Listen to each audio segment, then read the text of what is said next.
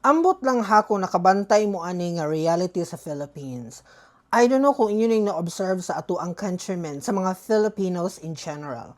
Kay ako kuhang-kuha ginako, ma-figure out ginako ang sitwasyon sa mga Filipino people.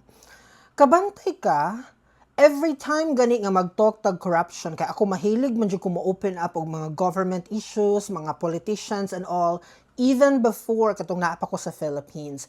Mahilig jud ko mo-tingkay ana mga my dear. Kay makaingon jud ko sa akong kaugalingon, proud jud kay ko nga motel sa inyong atubangan karon. Siguro isa ko, no? Sa gamay nga population sa Philippines nga very honest gyud, nga never ever nga nikuha og kwarta sa taong bayan. Aduna ko'y opportunity before, pero ako yung gi-decline. Wala gid na ako gi-force akong self or kanabang encourage akong kaugalingon nga mahimo kong part ana nga group kay kahibalo ko once nga aduna ko'y chance matintal gyud ko. Mo nang ako mismo ang mupalayo, no?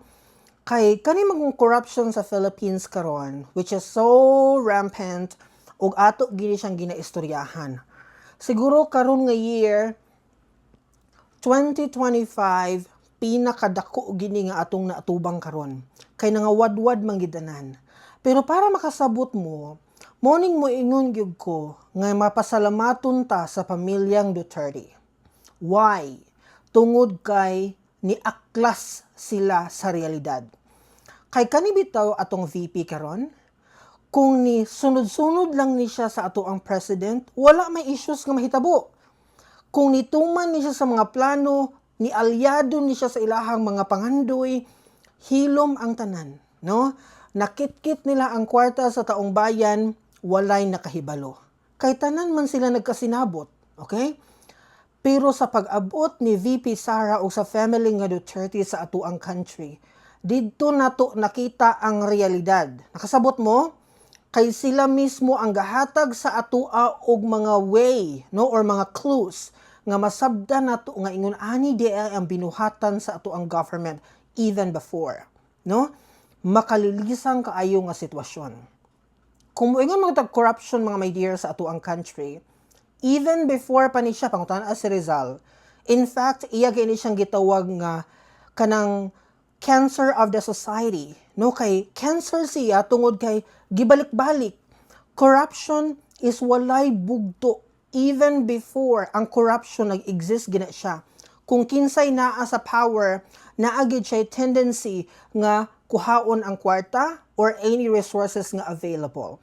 Kay matinta lagi sila mga my dear, gumikan sa ilahang opportunity to get this and dali ra kaay nila nga i-cover up ang ilahang mga gipanghimo, no? Karon kay aduna man tay politician nga hinlo na ningkamot para mulambo ang Pilipinas ni go against, no, kung unsay ilahang mga plano, mao ni karon nakita nato ang reality. Nakita ninyo kung unsa kahadlok ug makalilisang ang kanang, for example, kaning gitawag na tog flood control projects karon everywhere in the Philippines, no? Nga grabe kadako nga amount when we talk about. Moingon tag pobre ang Pilipinas, ngano makaproduce mamag-ingon ani nga amount? Unya, para sa welfare sa tao, kinahanglan pa niya mulinya, kinahanglan pa niya magsayog mata para makauna dito, dili pa gyud tanan matagaag opportunity nga makakuha og benepisyo gikan sa government, no? Unya, questionon pa imong status sa kinabuhi, naa man kay kwarta, naa man kay trabaho, ngano mo appeal man kaani nga kanang kuan, benepisyo, di ba? So, grabe ka makalilisang ang sitwasyon karon. Now, nganong sa Philippines, dili man ni siya maundang. Kabantay ka, every time mo talk kag corruption, gamay ra kaayoy motubay nimo. Ako, mao gina akong na-observe through the years. Kaya ako, vocal man gyud kay ko. Even sa ako ang community sa una, pag mabalaan ako nga naay corruption mo, tika ka man gyud ko, no? Mao man gina si Jobert.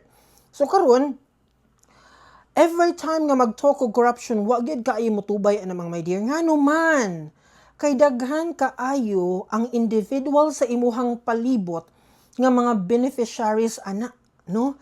Either ilahang amahan, inahan nila, ilahang mga relatives, any members of the family nga part ana nga corruption nga atong ginaistoryahan karon. For example, kaning flood control projects nga ato ang ginakawkaw, pila naman ni kaadlaw na tong giniistoryahan.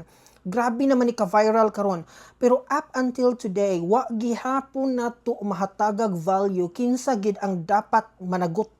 Kinsay mga accountable ani nga mga person. Dapat karon napagawas na sila, no? Unya dapat ibalik nila ang kwarta because kana siya nga kwarta dili man na ila.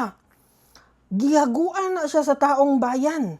Grabing paningkamot sa mga tao, bisag unsa na lang ang mga trabaho ilang gihimo to survive. Unya, bawat lihok baya nato sa Philippines kay mo involve baya ang tax. Okay? As I said to you, dili pwede walaon. Ang tax is very important in the country.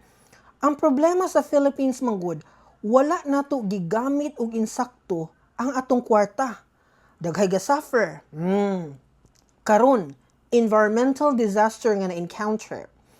Grabe ang mga pinsala sa property. Although wa kaayo mga nangamatay, pero mga kabalayan, mga negosyo, unsa pa diha uban ang nangawala ang ilahang mga plantation tungod gawa nato makontrol ang flood, no? Kay sa layo pa ang sakuna, gahimo-himo og fake nga project nga wala gigamit ang saktong materyales para maprotektahan ang mga tao, no? Kay gusto man lagi nila nga mutigbas sila kada project. Mo ni problema karon. Unya, ang sakit pamalandungon mga my dear, kay sa atong country, wala kaayo tay kanabit ang strong implementation unsay atong buhaton sa mga taong nangurakot. Kay dapat unta na ani, aduna gid na sila mga himuon nga unsa may dapat mahitabo sa mga taong nangurapt. It doesn't mean nga ni-occupy siya og position, ato ra siyang palampason. Nga kadagko kaayo sa amount nga ilahang gipanggasto. Especially ilang mga kaanakan, no? Gi-enjoy ang life sa other country, gipamalit ang mga expensive nga mga butang, kay lagi taraw, wala may kahutdan ilang kwarta, kay aduna may project. Nya kada adlaw biya ga hatag og tax ang mga tao pagka makaluluoy kaayo. Now, atong sabton, nganong di ni siya maundang? Tungod kay daghan kaayo sa imuhang palibot karon ang members ani og naka-benefits. Tingala ka, inyong politician sa inyong lugar, bisag walay klaro, every time nga naay mag-post na siya, ang kadtong mga supporters niya nga nakabenepisyo sa iyahang mga kwartang gipangbuyagyag. Best in congratulations, best in salamat po, thank you so much, ikaw ang pinakamaayo nga tao. Pero kadtong iyahang gihapak, no, sa kanang lugar, gamay ra ka ito nga percentage sa kwarta nga intended unta na ana nga proyekto. Mo gini reality karon sa Philippines. Unya ang pinaka makasubong realidad kay this is not only about DPWH. Akong klaruhon, kay halos tanan if not all, unta na dili tanan, pero pwede po ta mo ingon nga tanan gyud, no? Tanang department sa Philippines, kanang mga government agencies nga nag-exist, I know, naagi corruption nga nag-exist diha, no?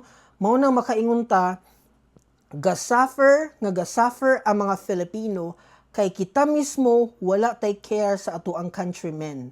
Gusto na to nga suluhon ang yaman, mangita tagpaagi nga makawkaw na to ang kwarta. We don't care about what will happen to our country and our countrymen. Bahalag mga lunod sila, bahalag wa sila pagkaon, bahalag maganto sila sa kamahal sa palaliton. Basta ikaw, na-secure ni mo imong kaugalingon, imuhang family, o imuhang mga relatives. Mao na mga utok sa mga Filipino. And I don't know kung unsaon nato ni siya pag-solve.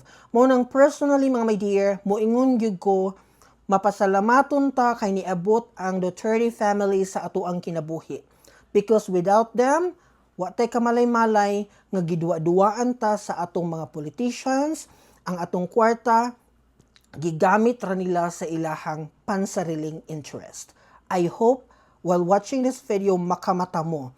Dili ta muundang og istorya ani, dapat mabalik ang kwarta nga gikuha nila, gikawat nila sa ato ang government because ato nang tanan. See you again tomorrow for another conversation. Bye!